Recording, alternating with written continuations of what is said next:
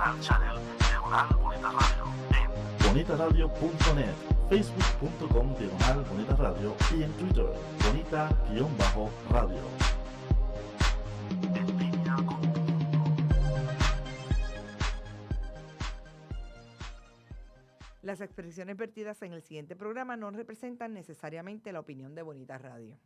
Las opiniones son exclusivas de sus autores. Se pone el sol en Borinquen. Son las 6 de la tarde. Desde San Juan, Puerto Rico, a través de Bonita Radio, comienza su programa de letras. Un espacio protagonizado por la palabra escrita.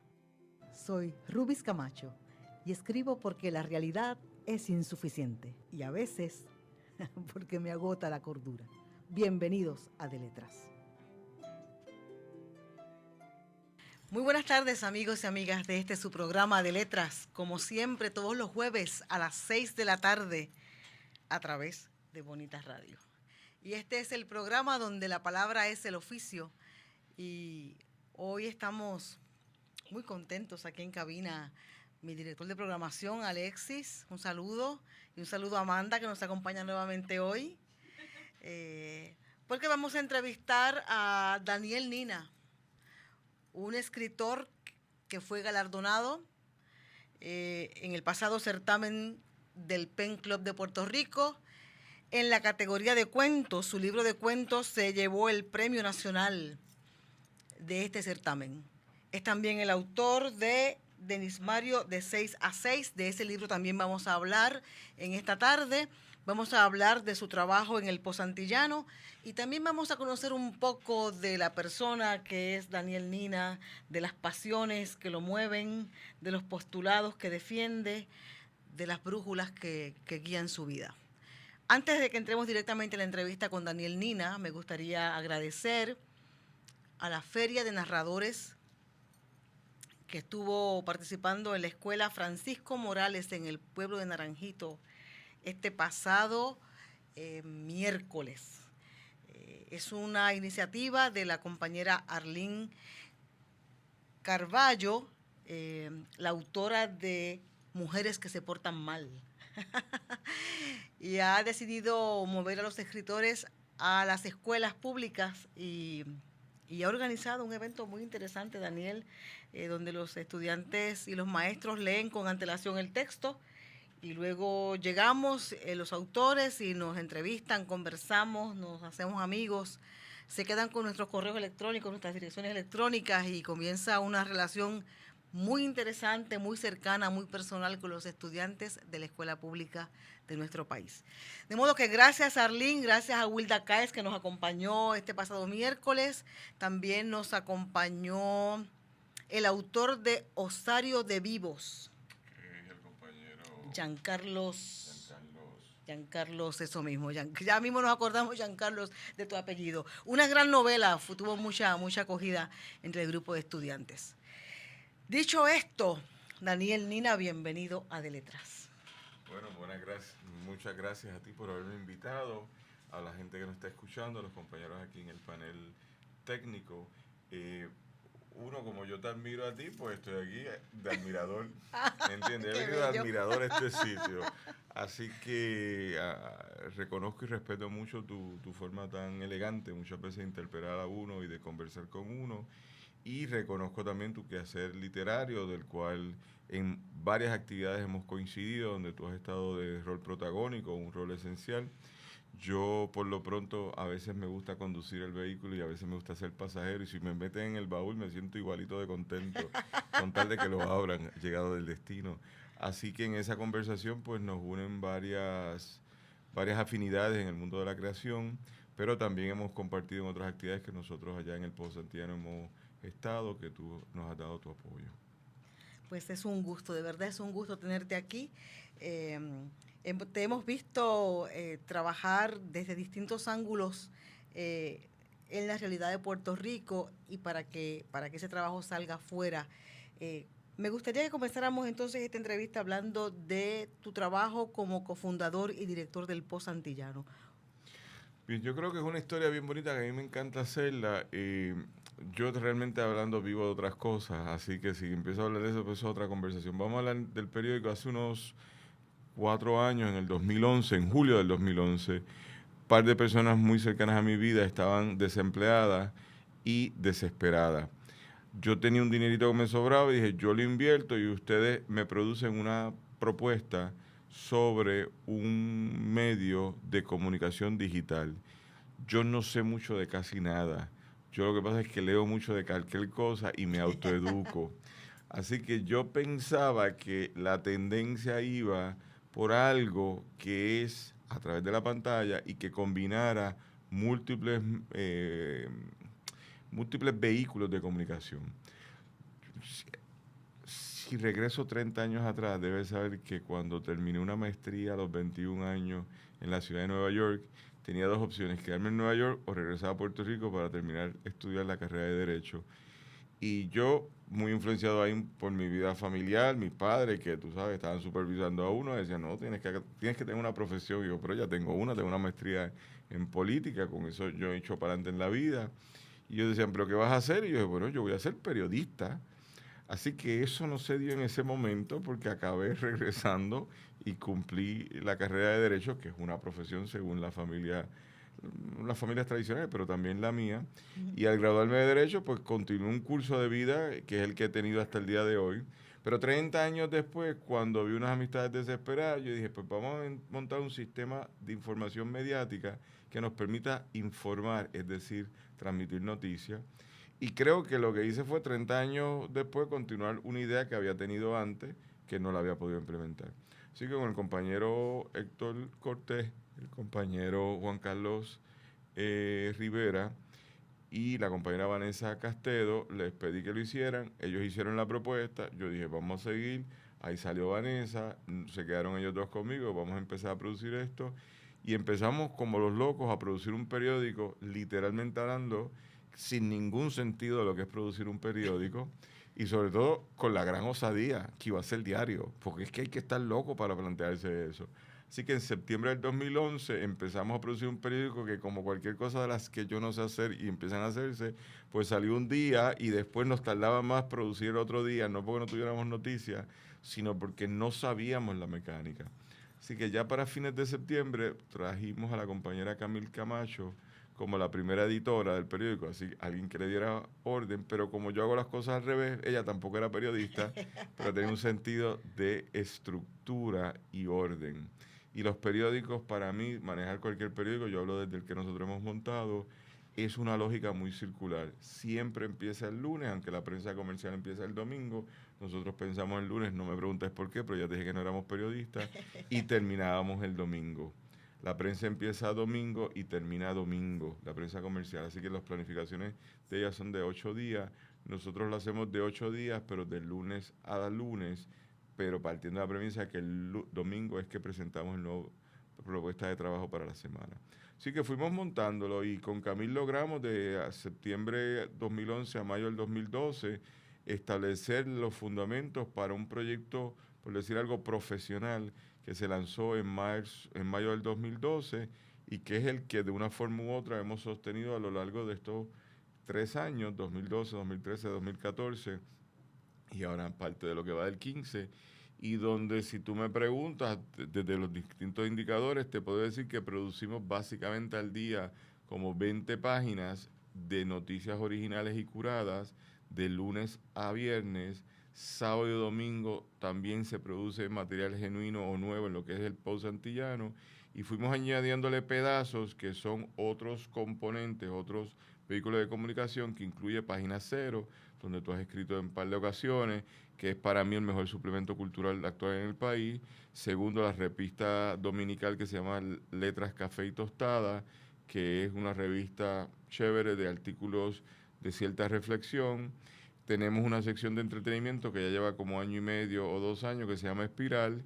Y entonces tenemos un manejo muy interesante del Facebook. El Facebook de nosotros es muy distinto a todas las variantes que hay, porque un Facebook que se maneja desde lógicas de líneas editoriales, con una fuerte interactividad de los editores que estamos a cargo del periódico, y donde opera como algún tipo de noticias al instante, un headline news que te va dando ciertas premisas.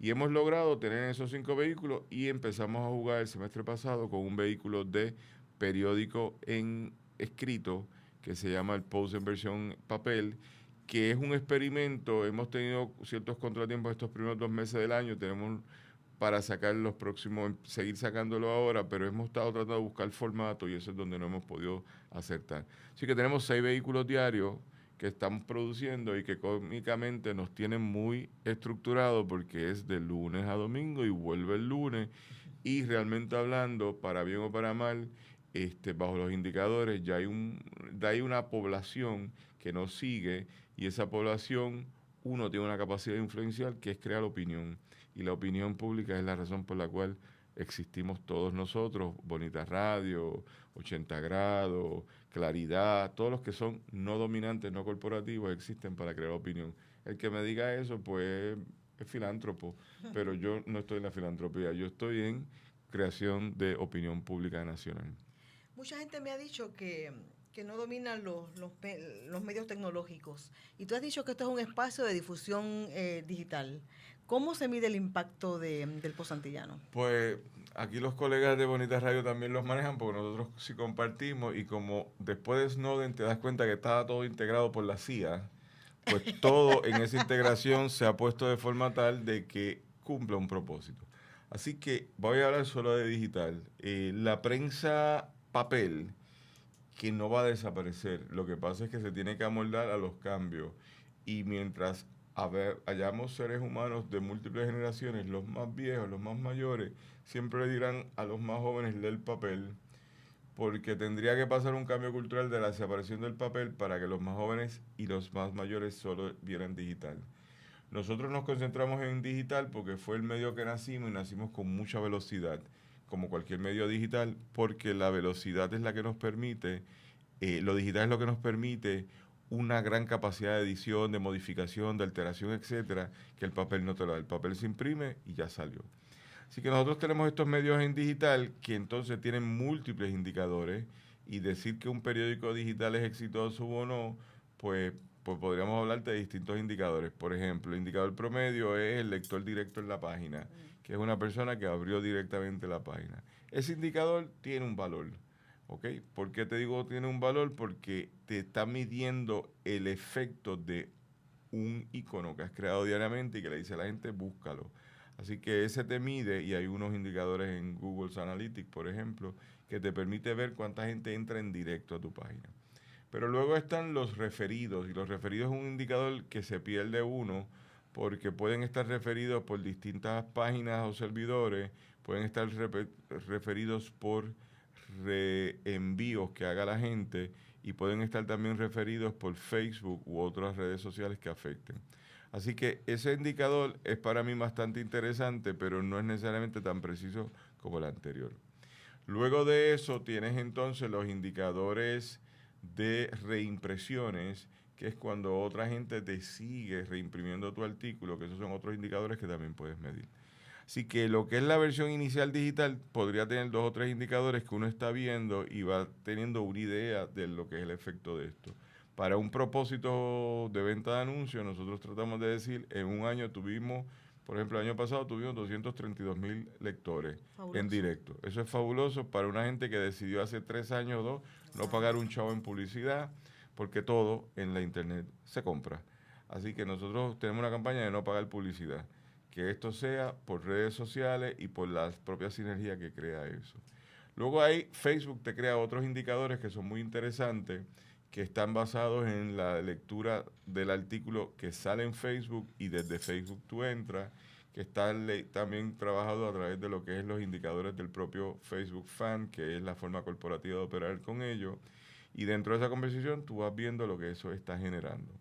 Así que por lo menos yo te podría hablar, y después está el indicador de Google Ads, que son los anuncios, que esos son otros indicadores que te dice tu página tiene este efecto sobre estos anuncios, pues lo expone a, por decir algo, de 0 a 100, te lo pone un valor 5, un valor 10, un valor 20, un valor 80.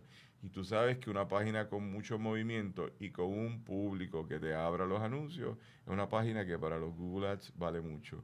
Una página que la gente solo lee y no toca los anuncios no vale para ellos nada. Así que estamos manejando distintos indicadores para poder decir la pequeña relevancia. Hay un indicador incierto, intangible para mí, que es el que más me gusta y es el de establecer tendencias de discusión. Así que todos los que estamos metidos en las redes sociales, todos los que tienen una persona o dos personas trabajando en redes sociales exclusivamente, es decir, subiendo información a las redes sociales, fundamentalmente Facebook y Twitter, aunque podrías tener otro, esa gente está invirtiendo, no es como un placer, es una inversión porque vas a hacer algo con eso. Y nosotros le llamamos a eso, podría llamarlo de distintas formas, pero lightmente hablando, suavecitamente, vamos a llamarle activismo cibernético, ¿verdad? Así que yo le llamo, cuando estoy en privado, terrorismo cibernético, que es crear tendencias. Porque las tendencias aquí me lo definen desde las 5 de la mañana los medios de prensa corporativos, que son los otros, los dominantes, los hegemónicos. Así que cuando tú ves un asunto, cambia la tendencia. Y te puedo dar muchos ejemplos de lo que es cambiar la tendencia para que tú lo veas. Por ejemplo, en el debate del IVA, nosotros nos metimos a debatir y creamos que el debate no iba por ahí. Cambiamos el debate y queríamos hablar de neoliberalismo. Y parece una tontería, pero no. Al final de cuentas, después de la huelga de los estudiantes, todo el mundo empezó a hablar del neoliberalismo. ¿Por qué? Porque tú llevas varios días influenciando las redes y como las redes son exponenciales y son de sinergia y el que coge aquí reabre y lo pone en otro lado y la gente empieza, se convirtió en un término que la gente entendía y de repente ese término lo empezaron a acuñar y después hubo confrontaciones con políticos, decía usted es neoliberal esto y lo otro, y la gente decía sí o no, pero fue un momento de crear una tendencia. Esa tendencia nos movió y nos ha movido esta semana más. Ok, muy bien. Vamos a ir a una pausa, no se retiren, regresamos al segundo segmento con Daniel Nina.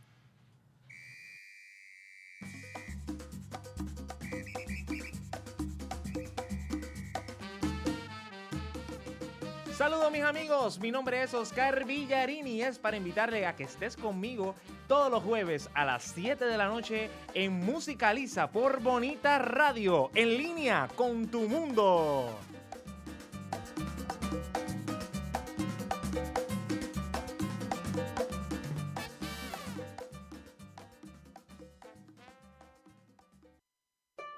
De Letras es un espacio protagonizado por la palabra escrita. Aquí disfrutarás de entrevistas a personas para quienes la palabra es el oficio. Gente que escribe desde sus pasiones, obsesiones, ideas, sueños, realidades y amores. De Letras, todos los jueves a las 6 de la tarde por Bonita Radio, en línea con tu mundo.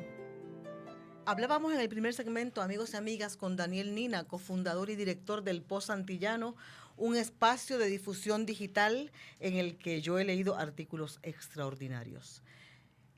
¿Cuáles son los criterios con los que debe cumplir un artículo para estar en el Post Antillano? Pues mira, nosotros de la pelea que tuvimos con nuestra audiencia, pues el problema de las redes sociales es que son muy emocionales. Así que en la medida que tú tienes 6 vehículos, de los cuales 2 son ejes, el Post digital y el Facebook corporativo Post Antillano, son ejes importantes, tienes que aprender cómo operan las lógicas. Y dentro de esa conversación, lo que tú imprimes en periódico, tienes que informarlo en el difusor, que es Facebook, y en lo que haces en Facebook, tienes que eventualmente producir un artículo en el otro lado. Así que tienes que crear un diálogo entre esos mecanismos. Los otros espacios son distintos, pero estos dos te crean una sinergia. Entonces, hemos estado de una serie de debates, pero hace unos meses creamos un debate interesante que era en relación a qué constituye la nación puertorriqueña. Y es complicado porque aquí hay 3.5 millones de personas, pero en Estados Unidos hay 4.4, y entonces tú dices quiénes son puertorriqueños, etcétera, etcétera. Si tú le dices a los boricuas ausentes que están escuchando este programa que ustedes no son boricuas porque se fueron, nos envían un cóctel molotov congelado, pero claro, cuando tú lo abres explota en la oficina y te van a poner muy bravos, porque de verdad la gente se pone brava que tú los excluyas. Nosotros generamos un debate que para mí me pareció importante, pero ahí descubrimos que nosotros no escribimos diariamente para que la gente nos maltrate, porque tampoco maltratamos hacia adelante. Y hemos ido conformando entonces unas por decir alguna cosmovisión de lo que estamos tratando de hacer. Ante eso, llevamos ya como 3 meses que establecimos las reglas de participación y las difundimos todos los días por Facebook y también las tenemos en el periódico. Usted nos escribe, nosotros se las explicamos. Básicamente, desde el principio, cuando cofundamos este periódico con los otros colegas, nos planteamos tener un medio digital de información que fuera, puede ser esto del siglo XIX, pero nos queda bien, que fuera de izquierda. Y la izquierda es un término del siglo XIX o peor del siglo XVIII del Parlamento francés, pero era decir, nosotros somos distintos a otros que son conservadores, que creen un tipo de familia más tradicional, que son racistas, que creen en la desigualdad, etcétera, etcétera. Así que planteamos tener un periódico de izquierdas, pero que empezara en la izquierda y terminara en el centro, o que iniciara en el centro y terminara en la izquierda. Así que es un tipo de izquierdas en plural muy amplio que conformamos entonces una iniciativa. Segundo, nos planteamos desde el principio ser caribeñistas, y eso para nosotros es fundamental. Desde el saque esto tenía que representar una multiplicidad de voces caribeñas y o antillanas, porque dependiendo cómo hables de la región, pues las Antillas pueden ser las islas, el Caribe puede ser la región de Centroamérica y el norte de Sudamérica. Correcto. Nunca se piensa en Luisiana como el Caribe o Miami, pero a lo mejor en 100 años se hará. Pero ahora mismo es eso, lo que es la costa caribeña, la costa caribe de desde México hasta Panamá, y la costa caribe del norte de América Latina, del sur, que incluye Colombia, Venezuela, Guyana, las dos Guyanas y Surinam. Entonces, tercer elemento en la justicia social. Nosotros tratamos de ser justos, y créeme que nosotros debatimos mucho, escribimos, es periodismo de opinión, y producir periodismo de opinión diariamente requiere estar sumamente informado, y dentro de esa conversación nos vamos metiendo en distintos líos, a veces porque entendemos que la gente va por una dirección porque la tendencia está en una y nosotros queremos desviarla y escribimos en otra dirección, y a veces no entendemos que no nos entienden porque precipitadamente nos maltratan. Pero dentro de esa conversación, entonces, tenemos ese criterio de ser caribeñista y creer en la justicia social. Y lo último, creer en la teoría crítica. Si usted está haciendo eso, pues siempre está invitado a participar. Así que los formatos del lunes a viernes le hemos pedido a la gente que no nos envíe columna de opinión si no está en el equipo de trabajo, porque queremos noticias. Así que de lunes a viernes, en 5 áreas temáticas que tenemos: cultura, economía solidaria, justicia social, política y crítica deportiva, usted puede enviar una opinión, pero relacionada a un evento que pasó, es decir, tiene que ser noticia. Sábado y domingo permitimos mayor flexibilidad. En Página Cero no hay límites siempre y cuando usted no caiga en elementos fundamentales, es decir, nosotros no creemos en la pedofilia, no creemos en la agresión sexual contra la mujer, no creemos en la agresión humana contra ningún ser humano de categorías no demonantes, sea LGBT o sea comunidades racialmente discriminadas o étnicamente excluidas, nada de eso creemos. Después de eso, usted puede participar. Y hemos tenido hasta el día de hoy la capacidad de decir, la censura no ha existido. Ha habido compañeros y amigos tuyos que nos envían fotos problemáticas y le decimos, sin entrar los nombres, esa foto no la debemos utilizar porque, o sea, si tú me abras una foto que en mi criterio como humano es abiertamente pornográfica, pues entonces me estoy eliminando una serie de la población que nos está buscando. Así que voy a buscar otra foto, pues hay fotos ahí un montón. Y salvo eso, pues no hemos hecho mucho más. En Revista Dominical damos un margen mayor. En Revista Dominical permitimos artículos más extensos, como en Página Cero, que es donde permitimos hasta ensayos de 10 páginas. No más de eso, porque el medio digital, por lógica que le establece el teléfono, es brevedad. Pero los periódicos digitales tienen que tener una oferta distinto a un informativo de teléfono celular, que es 3 líneas, o un Twitter, que sería lo mismo. Entonces, tenemos esa campaña diariamente y, curiosamente, nosotros operamos, el equipo de trabajo somos 8 personas en distintos roles sociales. Mi título es editor en jefe, me encanta eso de ser jefe, pero el periódico lo coge diariamente la compañera editora y artista Renia Fermain Rosa, que ella tiene grandes virtudes, ella sí que sabe periodismo, y entonces ella es la que nos establece las normas para muchas cosas que nosotros seguimos. Luego está un asistente de editora que ha sido asistente de todo el mundo que ha sido editor, porque hay una política que la gente rote en la edición, eso le da mucha vida a los periódicos, que es Jayce Laceda, y está la coordinadora de redes sociales y producción de fin de semana, que es Lourdes Lamboy. Después un cuarto bate, que es el sustituto cuando la gente se enferma y contribuye en forma específica, que es Mauricio Blanchard, que ha sido editor también, así que es muy útil, porque se enferma alguien, él sustituye donde quiere que esté, aparte que es tecnológico y desde un celular te monta el periódico. Y estamos los que escribimos, que son Renia Fermain, Carlos Cana, Francisco Concepción, Jaime Piera y este servidor. Así que es una operación chiquita, pero con cariño, que nos permite hacer esto diariamente. Y luego entran básicamente entre 60 y 70 contribuyentes mensuales, que tenemos un grueso muy fuerte es Página Cero, donde un día promedio, un buen día son 12 personas, un sábado que nos envían contribuciones, pero en promedio están entre 8 a 9 y con eso se sostiene, pero tú lo multiplicas por 4 y vas viendo. Revista Dominical son 4 contribuyentes, casi todos son siempre originales, aunque curamos de algunos medios con los cuales tenemos intercambio. Y entonces, ahora en los últimos meses, una vez empezamos a propagar la publicidad, viene mucha gente que quiere contribuir. Le establecemos las reglas y así lo hace.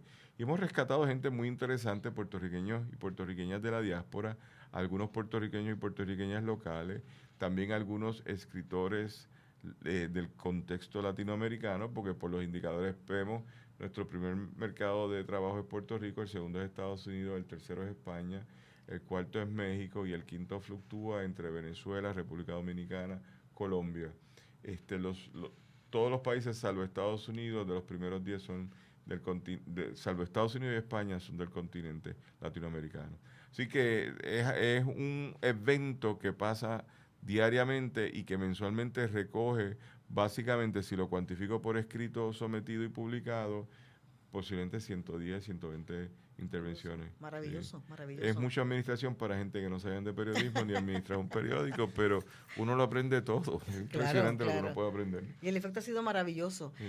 Hablas de un trabajo también bastante administrativo, eso de ser el editor en jefe, ¿verdad? Tiene también mucho que ver con la administración. ¿Hay mucha diferencia entre hacer periodismo y escribir un cuento? Pues mira, sí, ya yo te dije que a los 21 años yo quería haber sido periodista. ¿Por qué? Porque siempre pensaba que los periodistas tenían que escribir bajo presión. Así que la parte que a mí más me gusta del Post Antillano es que escribo de cualquier cosa. Tú no tienes una idea de lo que yo puedo escribir. Así que dentro de esa conversación me levanto todos los días disciplinadamente a las 5 de la mañana y escribo entre 5 y 7 y Renia te puede dar fe de esto, que yo soy el único que nunca fallo. Yo doy el ejemplo de lo que no es fallar. Nosotros hacemos calendario los domingos y se envía y yo ni peleo. Como lo hice yo mismo, yo ni peleo. Es decir, siempre digo, voy a participar en este calendario. Los otros compañeros de la plantilla base, normalmente todo el mundo está cumpliendo, pero si se enfermó alguien, te dice, no te puedes escribir esto o lo otro. Así que yo soy el único que nunca me enfermo ni fallo.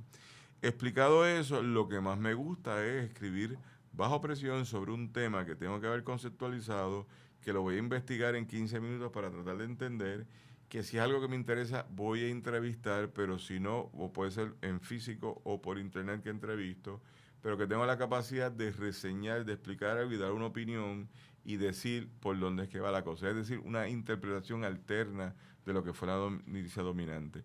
En esa medida, pues uno está manejando con crear opinión, que es opinión que mueve el país y que dice unas cosas. De ahí escribir un cuento, yo escribía cuentos antes. Lo que he tratado ahora, y yo no sé si tú conoces mi libro, ¿cómo se llama eso? Librográfica. Bibliografía. Sí, mi bibliografía. Gracias por ayudarnos, Alexia. Pero tú sabes, yo he escrito demasiados libros, voy por 21, ahora estoy sacando otro que tiene que estar listo en 10 días. Yo cambio de género, así que yo escribo tanto de derecho, yo cambio de derecho como a literatura. Y entonces en esta conversación, los cuentos, desde que yo tengo uso de razón que era chiquito, yo escribía cuentos, chiquito ya grande, ¿verdad? Como 19, 20 años, pero lo cogí en serio en una etapa cuando estaba viviendo en Inglaterra, que estaba haciendo mi doctorado allá, y desde entonces he escrito. Escribir bajo presión te da un entrenamiento de escribir y te da un estado anímico. Yo no puedo decir estoy deprimido, no voy a escribir. Yo escribo, porque de mí depende, y sobre todo que yo doy el ejemplo, que en el colectivo donde yo estoy, que es el Post Antillano, pues tiene que haber información, porque nosotros no podemos tirar el periódico diariamente sin información, tenemos que decir algo. Así que yo lo cojo muy en serio y los compañeros dicen que yo no fallo, todos los días, llevo 3 años sin fallar. Eso me ha disciplinado a escribir más. Así que a veces tengo varios libros saliendo ahora mismo, que son géneros de académicos, también algo de literatura, y entonces es una formación ahí. Yo tengo cosas extrañas, pero uno es la disciplina, mucha disciplina. Sí. Me parece que es fundamental en la Mm. tarea de escribir, Mm. más que lo que llama la gente por ahí la inspiración, ¿verdad? No, inspiración no. Disciplina y estructura. Bueno, me lo que pasa es que parece inspiración es fundamental. válido en la medida que uno ve una idea y la cambia. Claro, exacto, exacto. En estos cuentos, 6 cuentos de amor, por ejemplo, son cuentos viejos en mi vida porque vienen de mi investigación de la tesis doctoral, que descubro un montón de eventos y que los ficcionalizo. Pero la idea es por qué los ficcionalicé, y al ficcionalizarlos le cambié la dirección al cuento. Así que esa es la inventiva que me interesa. Entonces, en esa consideración, pues creo que es bien valioso, por ejemplo, las cosas que le digo a todo el mundo: uno, leer, hay que leer todos los días, hay que escribir, y entonces periodismo es escribir, pero también hay que vivir. Es decir, en otras palabras, si yo te cuento las historias mías, algunas te vas a reír, otras son a veces de terror, pero no vale la pena decir no voy a vivir si no voy a poder apreciar eso para convertirlo en literatura. Claro. Y esa es la parte que yo estimo mucho de la vida. Claro, perfecto. Vamos a irnos a una pausa y en el próximo segmento vamos a escuchar uno de los cuentos de Daniel Nina, leído por su autor. No se vayan, regresamos en unos instantes. Retorcidos, un programa dirigido a informar y educar sobre temas que afectan la comunidad LGBT. Escúchanos todos los miércoles a las 6 p.m. por Bonita Radio, en línea con tu mundo. Como una flecha desgarrando un cuerpo en pleno adiós.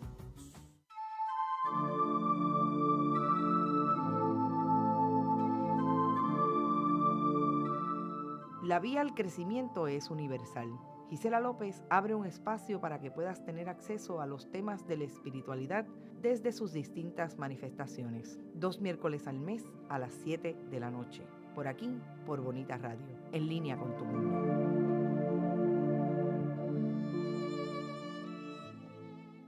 Regresamos al tercer segmento y el tiempo va corriendo muy deprisa. Estamos en grata compañía con Daniel Nina, narrador, periodista, cofundador del Post Antillano, pero sobre todas las cosas me parece que alguien que persigue sus objetivos y que no le tiene mucho miedo al riesgo. Tengo esa impresión. ¿Es No, correcto? para nada. Para nada. Para nada.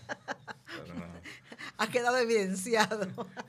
¿Qué nos vas a leer, Daniel, de tu libro cuento que ganó el certamen del Pen Club? Del libro 6 cuentos de amor y uno del recuerdo, que la parte más chévere es el título, porque la gente se quede así, mira, va a revelar sus chismes de vida personal y nada que ver, ¿entiendes? La gente es bien chismosa.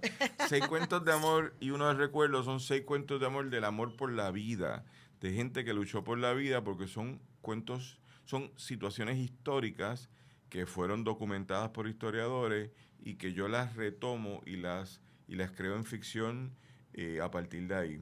Así que voy a leer un cuento que lo voy a explicar un poquito, que se llama Luisa. Este es un cuento que yo le dediqué a Luisa Nevares Ortiz, que no tiene referente tal vez para la conversación ahora, pero si lo explico, van a entender. Yo descubro a Luisa en algún documento histórico sobre la pena de muerte en Puerto Rico, cuando estaba haciendo mi tesis doctoral, y lo encuentro y me pareció fascinante de que bajo la dominación americana a principios del siglo XX condenaron a una mujer a la pena de muerte. Fue la única mujer bajo los americanos que se condenó a la pena de muerte. Es un detalle histórico muy importante. Y la historia, cuando yo la descubro, está mal investigada, por lo tanto la información inicial que yo encuentro culminó en la ejecución. Luego, en los últimos 10 años, los historiadores, no sé si es por mí o por otros elementos que coincidieron, empiezan a investigar de Luisa y se va descubriendo que su vida no terminó así, que le conmutaron la pena y que murió encarcelada en La Princesa. ¿Ok? Allí es donde ella muere. Luisa tenía unas condiciones muy, muy importantes que hay que destacar. 1, viene de la pobreza dura del norte, de la costa norte. 2, era negra. 3, tenía un grado de disfuncionalidad mental, era minusválida en su capacidad intelectual. 3, fue víctima de algún tipo de relación no consentida, pero eso no está tan claro, lo cual produce que a la hija que tiene la repudie. Y ella trata de eliminar, de matar, de asesinar a su hija en 2 ocasiones.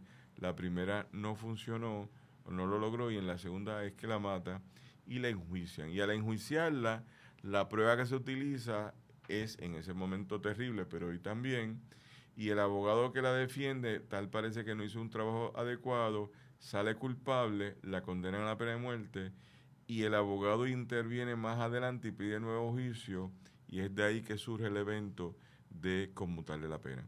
Esa es Luisa, ese es el elemento fáctico. Eso fue lo que pasó. Así que ha habido un movimiento por parte de algunos historiadores de que post-mortem se le conmute la pena porque ella no era enjuiciable.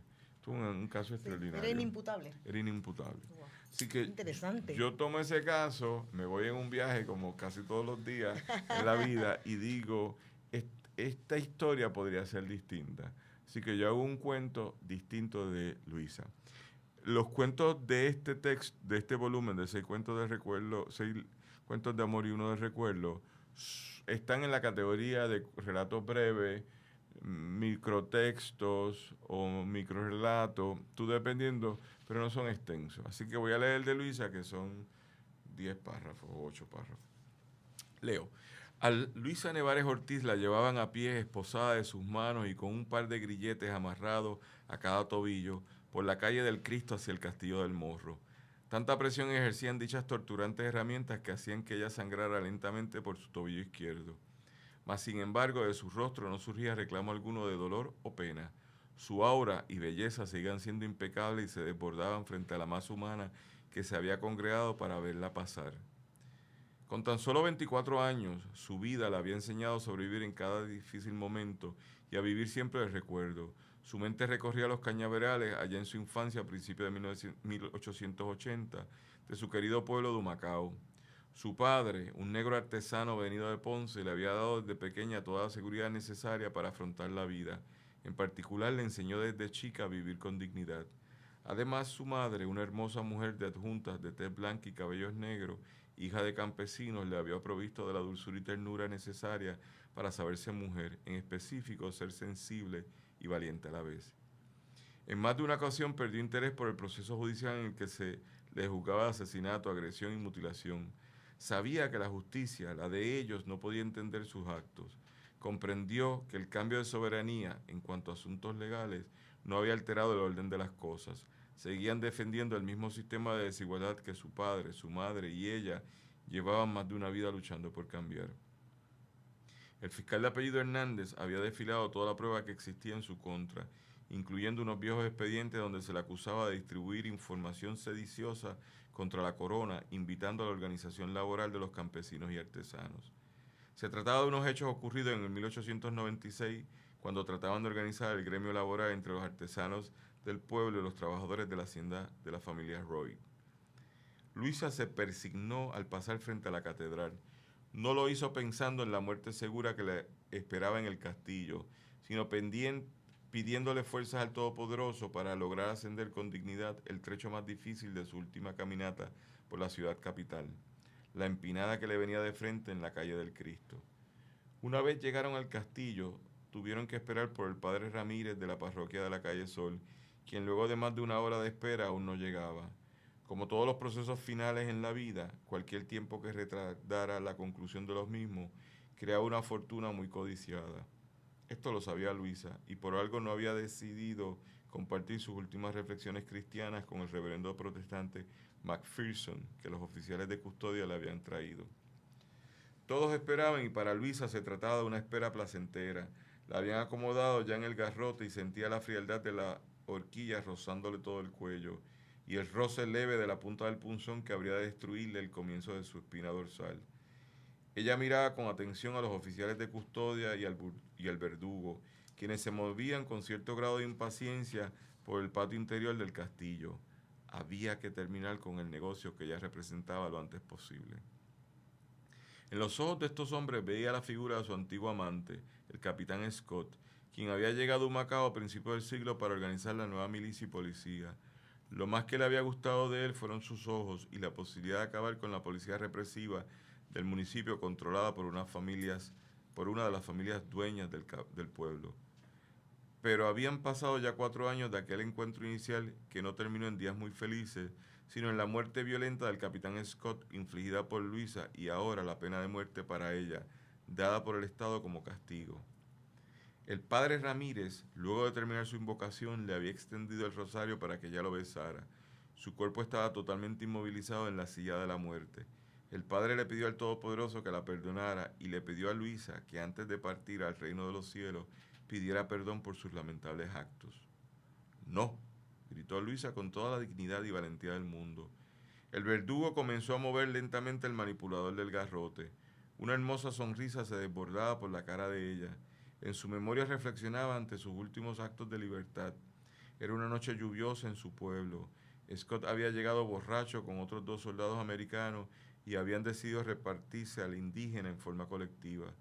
Su rapidez mental y física le había permitido usar un cuchillo que había en el comedor, con el que le cercenó el cuello a su amante, provocándole la muerte, mientras dejaba tuerto y de labios partidos a los otros 2 atacantes. Se sonreía porque sabía que su justicia en defensa de su dignidad e integridad había sido correcta. El verdugo había terminado de girar el manipulador. A pesar de sus ojos perdidos, Luisa continuaba sonreída. Qué intenso y qué fuerte ese personaje, qué intenso. ¿Qué te produjo escribir sobre Luisa? Uno, la injusticia, porque en mi entrenamiento como abogado, que uno entiende más o menos la ley, puedo asumir posiciones morales, pero realmente hablando lo que uno quiere es que la ley garantice una calidad de vida, una calidad de proceso judicial a la gente, claro, un estándar. Que después hagan culpables o inocentes son otras consideraciones, pero por lo menos que tengan un estándar mínimo de justicia. Y desde que uno lee esa historia, Luisa no la tuvo. Así que eso me provocó. Cuando uno empieza a indagar y ve el elemento racial, ve el elemento de la pobreza, de la marginación por ser minusválida de sus facultades mentales, entonces pues esto fue completamente incorrecto. Ahora bien, también es incorrecto la presencia de los americanos en 1898, también es incorrecto el proceso de transformación sociopolítico que se dio aquí, también es incorrecto la imposición de un código penal de California y todas esas cosas. Yo estaba haciendo una tesis sobre criminología y sociología del derecho, así que en ese momento estoy pensando estas variantes. Interesante. Sobre todo la figura del ministro, de nombre McPherson. Claro, ¿verdad? Que tiene que ver con la llegada de estos protestantes que, de acuerdo a Emilio Pantoja, dicen traer el reino de Dios, ¿verdad? Para la isla y se dividen la isla como un gran bizcocho y los metodistas para un lado y los luteranos para el otro, y entonces vienen, ¿no?, a traer su otra visión del reino de Dios. Y es interesante que es un personaje en tu cuento. Sí, yo creo que ahí es un cuento que abre distintas conversaciones. Por ejemplo, el rol del Castillo del Morro, de San Felipe del Morro. Eso fue una cárcel hasta 1960. En el 60, cárcel y bastión militar. En el 60 se abre como un parque nacional, pero hasta Albizu estuvo preso ahí en su momento. Fue el lugar donde se ejecutaron los últimos puertorriqueños en el 1927 por la pena de muerte. Así que no es cualquier sitio, nosotros lo hemos reinventado como un lugar que le rendimos homenaje a la milicia española, pero es un sitio terrible. Es cierto. ¿De qué otros personajes se habla en tu libro de cuentos? Pues tengo varios que me han parecido muy interesantes.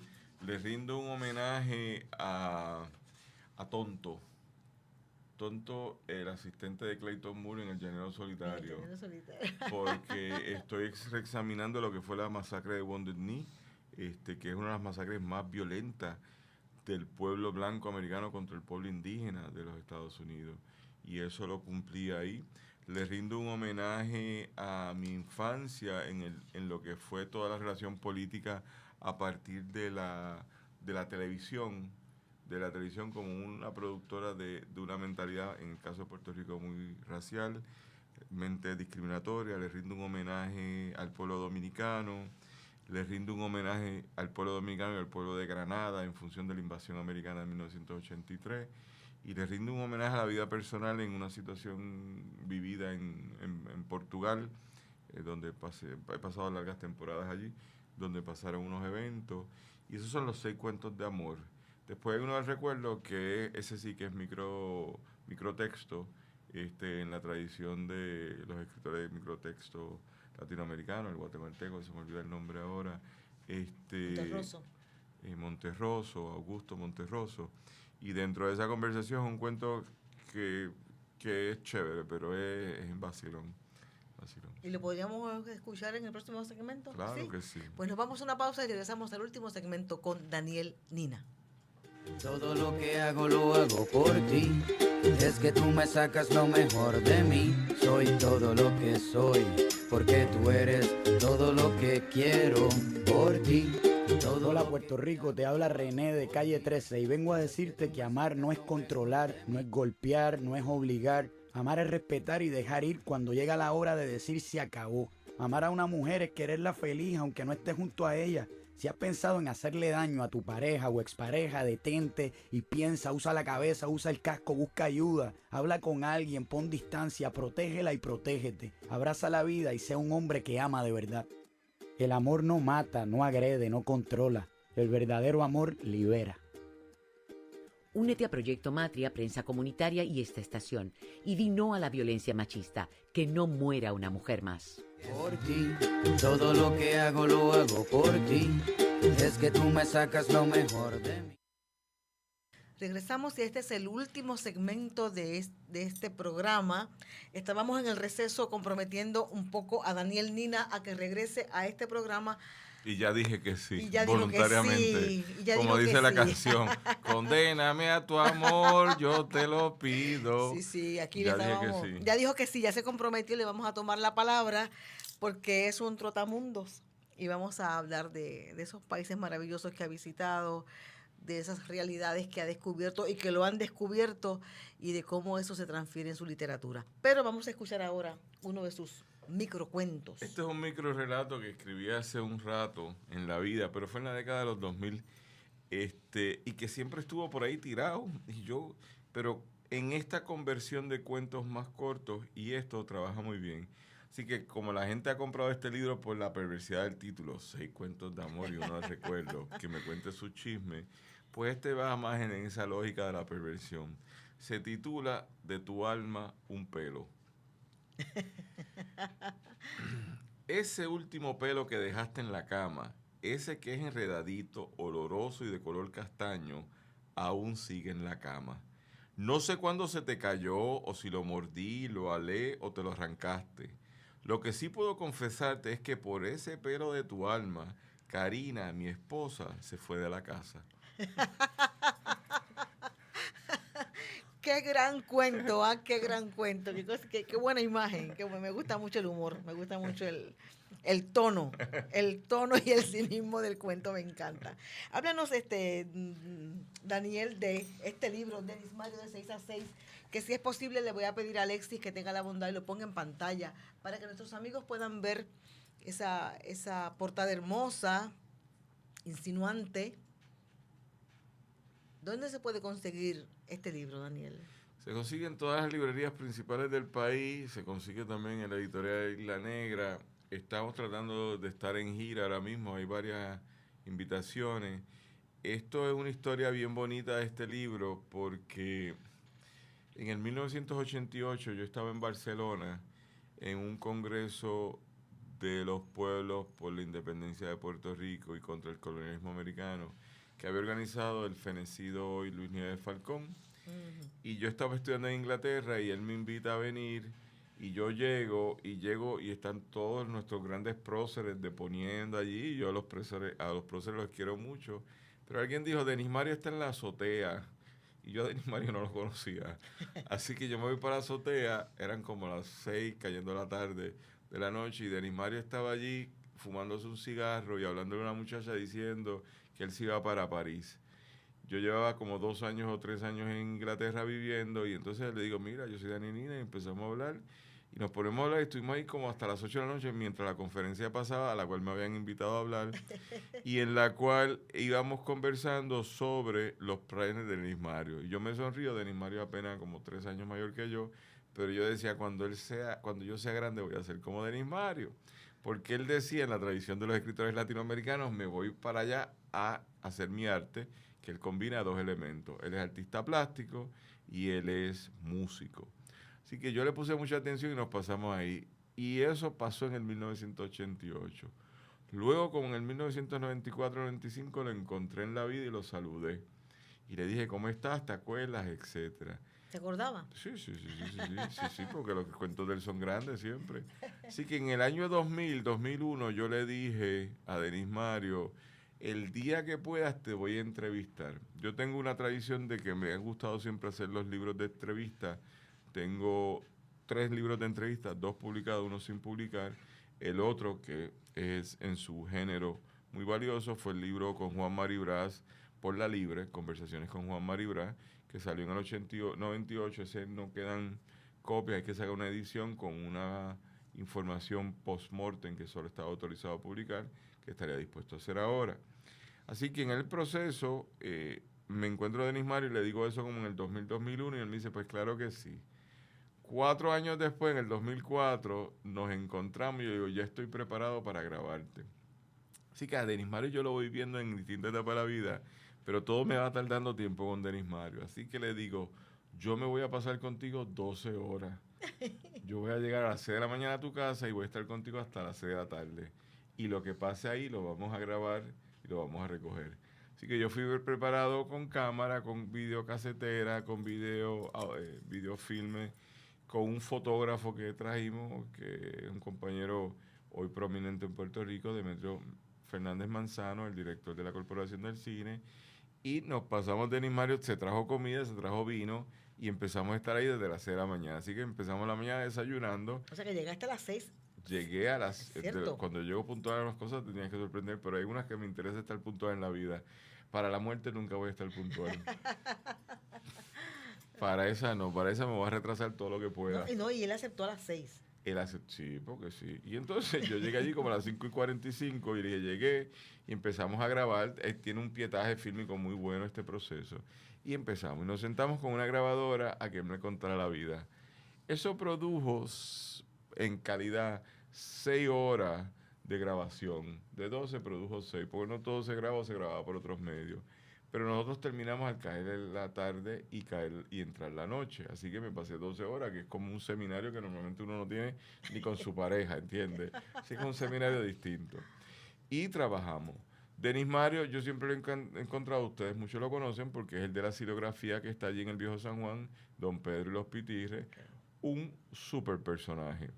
Pero como ya él me había dicho que él iba a llegar a París, yo 15 años después que me lo vuelvo a encontrar, quiero que me cuente cómo fue la historia. Así que empezamos un relato que es contarme la vida de Denis Mario.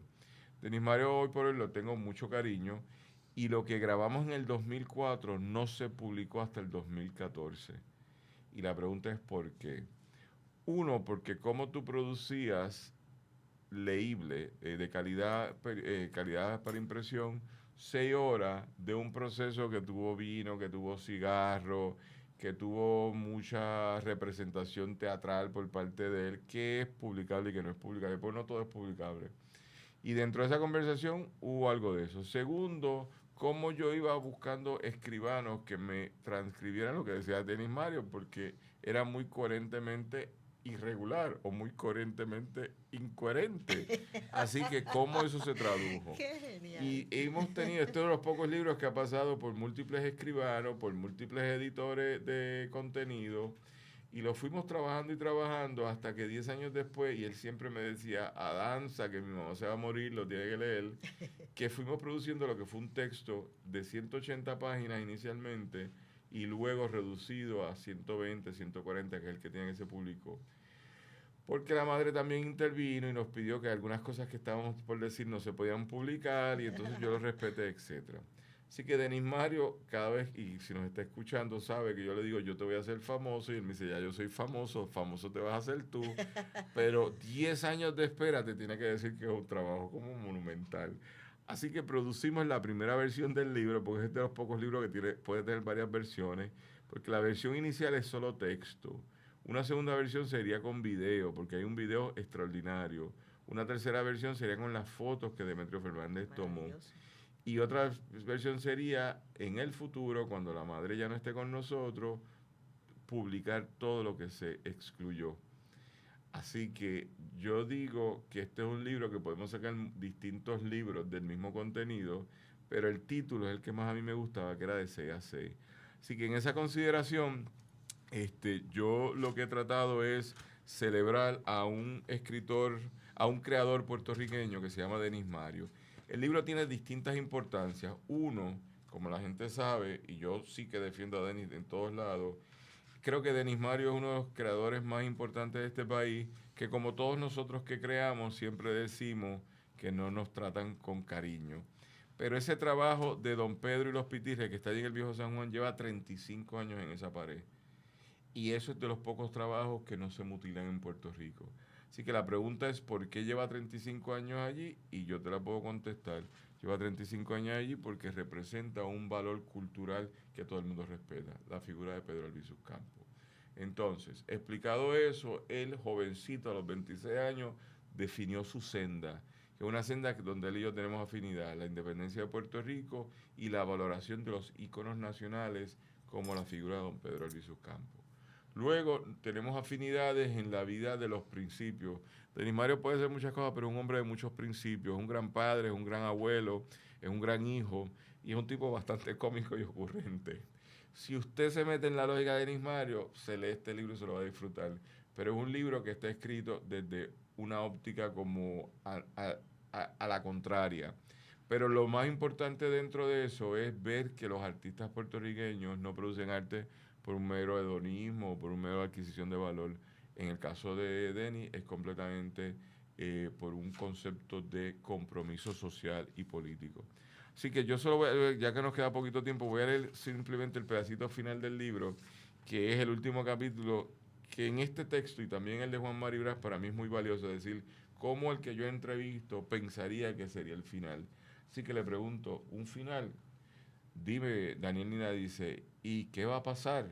Pregunto. Denis contesta, bueno, yo quisiera que pasaran unas cosas favorables dentro de mi música, de mi plástica, la salud de mis padres, el desarrollo de mi hija, la salud de mis hijos y a los seres que yo quiero que no tienen que ver con la cuestión filial, pues yo en ese aspecto me gusta dejar la puerta abierta, que no debiera ser, lo hago a propósito, adrede, al azar, que pase lo que tenga que pasar. Denis Mario, en este sentido, nos explica que él un poco nos deja una puerta abierta para seguir creando. Es uno de los grandes artistas puertorriqueños que tuvo un momento dado, y esto se recoge en el libro, viviendo en 3 ciudades, vivía entre Washington, París y San Juan. Mantuvo un matrimonio en ese periodo y pasaba 6 meses en Puerto Rico, 3 en París y 3 en Washington. Segundo, es el único puertorriqueño en arte plástica galardonado por la presidencia de los Estados Unidos como artista de la medalla de las artes plásticas. Él la recibió en el 1996, si mal no me parece. Y dentro de eso, en todo lo que le ha sido controversial, es un compañero que desde siempre, sea en lo que es la música o el arte plástico, le ha dedicado a las causas justas que para él, como para mí en la afinidad, ha sido la independencia de Puerto Rico. En un momento que lo vi con estos cierros, que fue curiosísimo, fue como en el 2008, 2009, que fue al Festival de Jazz Henneken, y Denis Mario estaba tocando esa noche, la última vez que tocó, y no voy a entrar a eso, pues una larga conversación que acabó como el rosario de alguna aurora, pero no vamos a hablar de eso ahora.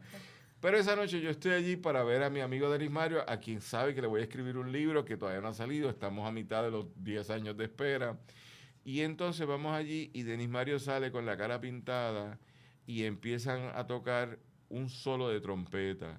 Y toca la trompeta, y están todos esos americanos y caribeños y los puertorriqueños mirando qué estaba haciendo Denis Mario. Y de repente aplaude y para la trompeta y toma el micrófono, se pone de pie y dice: honro a Filiberto Ojeda Ríos, asesinado por el FBI, esto y lo otro. Fue monumental la intervención que hace, pero lo interesante es que como es un concierto de jazz, la gente no sabía qué hacer y se quedaron así mirándolo, ¿verdad? Así que te podrás imaginar cómo fue el rodaje de la Aurora, porque Denis se puso de mal humor, que la gente no lo entendió, yo lo entendí, y por eso sacamos este libro y entre varios patriotas se lo dedicamos a Filiberto Ojeda Ríos. Gracias, compañera. Maravilloso, maravilloso. Ruby. Gracias por dedicar, por este homenaje a Filiberto. Tengo 2 cuentos, uno a don Pedro Albizu Campos y uno a Filiberto, que te voy a hacer llegar por correo electrónico para compartirlos contigo, porque son dos figuras que también a mí me han provocado a la escritura. Gracias, Daniel Nina, ha sido un placer enorme escucharte. Me gusta mucho cómo puedes hilvanar una oración tras la otra con tanta facilidad, con tanta coherencia. Me imagino que tiene que ver con tu destreza y tu disciplina de escribir todas las mañanas. Sí, pero también llevo 30 años dando clases y entonces pues, yo tengo un micrófono diario que son estudiantes pero gracias a ti por la invitación. A mí las mañanas me parecen las horas más lúcidas para escribir. Me ocurre. No puedo hacerlo como tú, pero me encantaría tener ese espacio para poderlo hacer. Prometemos que vamos a traer a Daniel Nina para que nos hable de su vida, de esos amores de los que no hablo aquí, de sus pasiones, de los sueños con los que todavía vive y con los que ha cumplido. Y para que nos hable de sus otros libros y nos podamos enterar de sus grandes trabajos. Gracias, compañeros. Nos vemos el próximo jueves en De Letras. Somos Bonita Radio. Síguenos en youtube.tv, Diagonal Channel, Diagonal Bonita Radio, en bonitaradio.net, facebook.com, Diagonal Bonita Radio y en Twitter, Bonita-Radio.